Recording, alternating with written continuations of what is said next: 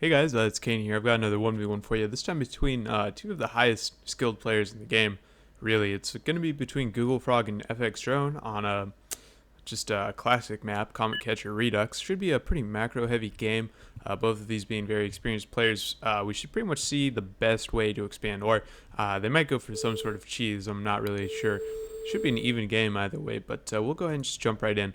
We're going to see FX Drone is going to be spawning into the north with the green light vehicle factory, and over in the southeast corner is GoogleFrog with the red hovercraft factory, which is an interesting choice. Hovercrafts have fallen out of popularity recently. Let me just turn off the lighting here.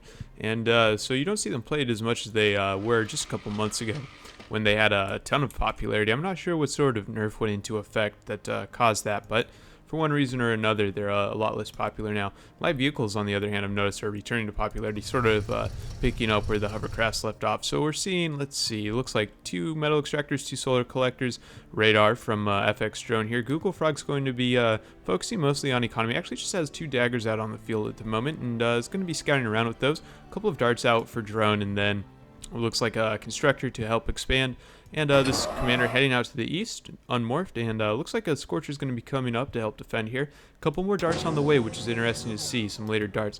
It'd be good to see if drone maybe does some sort of like recurrent scouting. That's something that I've noticed is lacking in higher, well, maybe not in higher level play, but at least in the mid to low level play, certainly, is sort of continuous scouting. Like, usually players will get off the initial scout and then just never scout again. And I think it's really important to continue scouting throughout the game so that you can try and be aware of like where your enemy is at, and maybe if they've made any switches, if you can get that far into their base. So drone has a good look around here at GoogleFrog's base. Not going to be trying to take out these metal extractors. Well, maybe now he is, but no luck there. The dagger one-shots the dart, and pretty easy to take that out then. Gonna see the commander heading out, nope, back into the base, building more solar collectors, probably trying to just get ahead of it in the energy game so that he can expand rapidly by collecting the metal extractors with his constructors. And we see still just one constructor out on the field, focusing right now on Scorchers, and looks like he's actually just repeat queued that build order of constructor, 2 scouts, and raider. Well, not quite that order, but daggers coming in, gonna face this LLT, always a big problem for daggers, and actually one of them goes down essentially for free, and they'll be trying to head out to the west here now, trying to go around to an undefended area. Defender going up though to defend this western expansion, and that's going to deny these scout daggers pretty well. Another constructor coming up from clone or drone, excuse me. It's going to be expanding out to the east here, and it looks like the commander's going to be staying back at base, mostly just building energy and the base eco type stuff.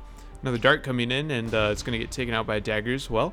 But at least drone has a pretty good idea of what he's up against. Now these daggers are going to try poking back in. One of them gets stuck on the hill, which is always a big problem.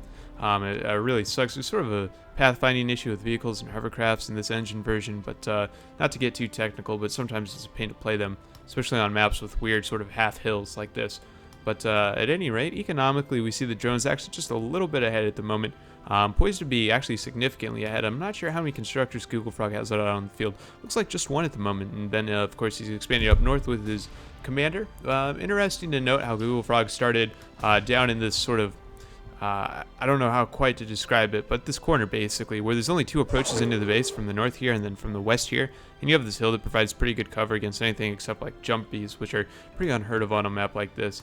Whereas drone chose to start more around the center, which has easier access to metal extractor spots, but of course is less defensible than the position that GoogleFrog chose. Quite a bit of action going on right now. Looks like GoogleFrog is going for a double-pronged attack here. Going to be poking in with a set of daggers to lure all the Scorchers away, and then a larger force of daggers here on the front to try and take out whatever's left exposed. And drone's forced to split up his own forces.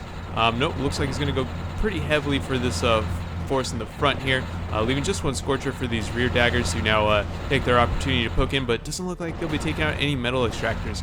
And in fact, they all get taken out by those Scorchers. Theoretically, I believe daggers are supposed to be Scorchers, but maybe only in large dagger balls where they can sort of hit and run, run really close, all fire off their shots at once, and then run back out before the Scorchers can deal a bunch of damage. And of course, they can stay at range, and they have a 100% accurate instant hit weapon. Well, I think it's 100% accurate anyway, at least when you have line of sight on your target there. At any rate, they're going to be retreating back to GoogleFrog's lines. We're going to see a pack of Scorchers here advancing into GoogleFrog's base. Sort of a counter raid, I guess you might say. So they're going to be heading in through here. It's a fairly undefended area. Actually, just these daggers stay on the way. And we saw earlier that Drone was doing a good job taking out these daggers with the Scorchers. As far as the military and the theater here, looks like 160 metal now to, wow, 700 almost metal in Scorchers. So these Scorchers should have a pretty easy time tearing apart this dagger ball. That is, unless Google gets the chance to do the hit and run micro. He has enough here to form a sort of critical mass, and it's also worth noting that these daggers can do a sort of line splash damage. So if they can manage to line up a couple of Scorchers and fire the shots off from there, they can actually hit more than one at a time. And it looks like they'll do a good job of cleaning up this incoming raid, which is always great to see. Excellent defense here by GoogleFrog. Going to take out this Scorcher raid. Ooh, losing 3 daggers right there in the last moments and actually not able to finish off that Scorcher. That ended up not being as clean as it could have been, but overall, pretty strong defense there. We're seeing a bit of a front line being established here by GoogleFrog as well. Just a couple of LLTs at the moment, but might be fortified more in the future. Wow, economically, Drone is really starting to pull ahead. He's at 47 metal income compared to GoogleFrog's 32, but he's also floating metal, having just 40 energy income at the moment. So not quite enough to use all of his metal, but at the same time, GoogleFrog being behind in metal production. So actually in a pretty good position. More Scorchers coming in, and it looks to be a pretty big force here. They need to keep moving, though, and they certainly don't want to be balling up like this. This is sort of the dagger's like dream. Wow, if they could have gotten in there and gotten a few Gauss shots off, they could have hit almost every single Scorcher in this ball.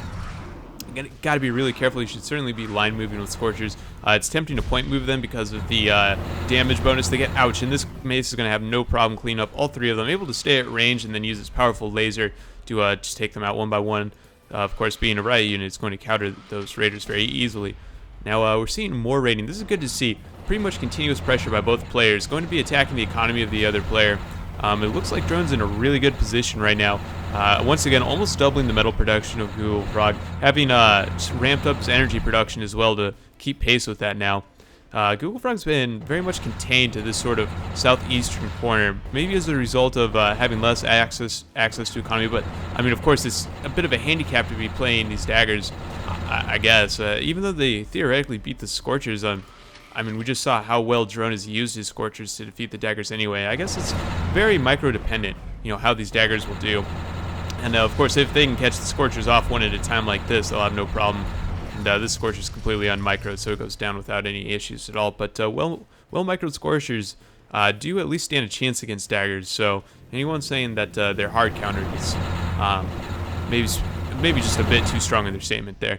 Wow, excellent job taking out that mace with these Scorchers here. Able to dive right in, take advantage of the fact that they outspeed the mace by a pretty significant margin. This front line continuing to expand. Just a bit of an LLT forest here.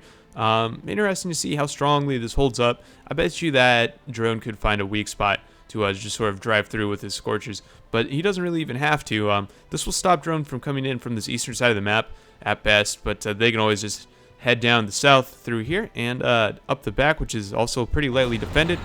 And as long as these Scorchers are microed well, they get their dives off properly, just like they did here. Able to dive in this entire ball of daggers and clean house.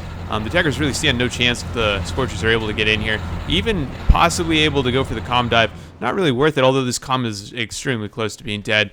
Looks like the Scorchers are just going to keep on rolling. Nope, heading back into Drone's territory. Looping around to take out these LLTs, it looked like for a moment, but not ultimately what they'll do. Diving into the Scorcher ball again, you can see the difference, even just these micro engagements, how they sort of change tides depending on how well microed these Scorchers are. The Scorchers are closer, then they start clearing out daggers, no problem, but if the daggers manage to get away, then they can pick off these Scorchers unscathed. So super micro dependent exactly how this engagement goes, and really interesting to see how it matches up, how the players have 2 separate objectives. The daggers want to stay as far away from the Scorchers as possible. The Scorchers, of course, want to dive in. So definitely an interesting matchup. Looks like we're seeing a Ravager switch here from Drone, which is to be expected. They're pretty much the most viable mid to late game option you have in the light vehicle factory. Also, I should mention, GoogleFrog has switched into Ravens pretty heavily, it looks like. Has all 3 caretakers pumping away at that air factory. Going to be excellent against these Ravagers, which really have nothing to do. Oh, at the same time, Drone actually made an air switch of his own, and just to preempt the air switch by GoogleFrog, he's actually opted to build Hawks first, which is an excellent decision, certainly going to pay off well for him here. Able to take out one of the bombers essentially for free. His second one very much in danger here. Doesn't want to fly into this enemy Flex AA, which is of course understandable. Now some Swifts coming up from GoogleFrog to try and combat this. Going to be a small battle for air superiority possibly. We'll have to see how it plays out. Pretty much just Hawks coming. No, actually 3 Hawks on the field and now a Raven switch from Drone as well. And Drone's going to be looking to capitalize on his air superiority here. Economically, Drone has just ran away with the economy. He's outstripping GoogleFrog by 28 metal per second at least. GoogleFrog really has a lot more expansion to do to catch up here, and those Hawks are going to eat those Swifts alive. Really don't stand a chance at all. These Hawks are going to come fly right into this group of Ravens here. These Swifts are going to do virtually nothing unless they can out-micro these Hawks and get on their tail here, but excellent Hawk micro coming in from Drone as well. Starting to swarm in. This Hawk's probably going to go down. More Hawk reinforcements at the same time. These 2 Hawks tearing apart these bombers that have very much overextended into enemy air territory. These Swifts getting some free shots off on the Hawks. Not sure if that's ultimately going to swing the battle in their favor. At the same time, a large pack of Ravagers coming in to pressure GoogleFrog. It was essentially no ground defenses. In fact, the Ravager ball that we're seeing coming in here is almost certainly going to end the game as soon as they get to the factory. The Hawks have cleaned up the air game pretty much entirely. There's very little in the air here for GoogleFrog at the moment. A few Hawks for Drone, which is really all he needs to shut down the air game. And we're going to see these Ravagers begin hammering down on GoogleFrog's base here, and we'll just watch them as they sort of do their thing. Going to be tearing apart these solar collectors. Presumably they would head towards these factories, try to take out the caretakers first, and then probably some metal extractors, and then the factories themselves. Maybe even go for the fusion plant, which is a bit of a linchpin. And here we go, diving right into the caretakers now. Just 5 in the near proximity, although 2 more coming in and more sort of trickling along on the way. Oh boy, and there's the towel being thrown in by GoogleFrog there. Excellent game, pretty intense. Could have gone either way, really, but I think the Drone won that. Not just on his Scorcher micro, which was certainly impressive, but on his more aggressive expansion.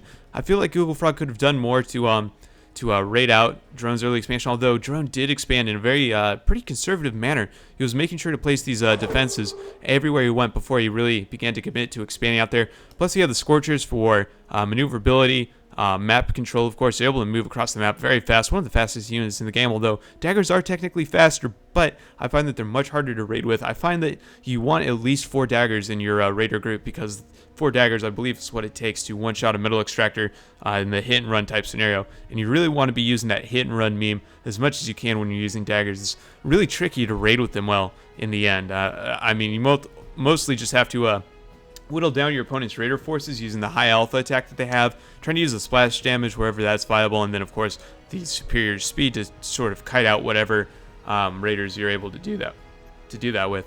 So anyway, really enjoyed that. If I missed anything or if you saw anything the players could do better, let me know in the comments. Other than that, I'll catch you guys next time.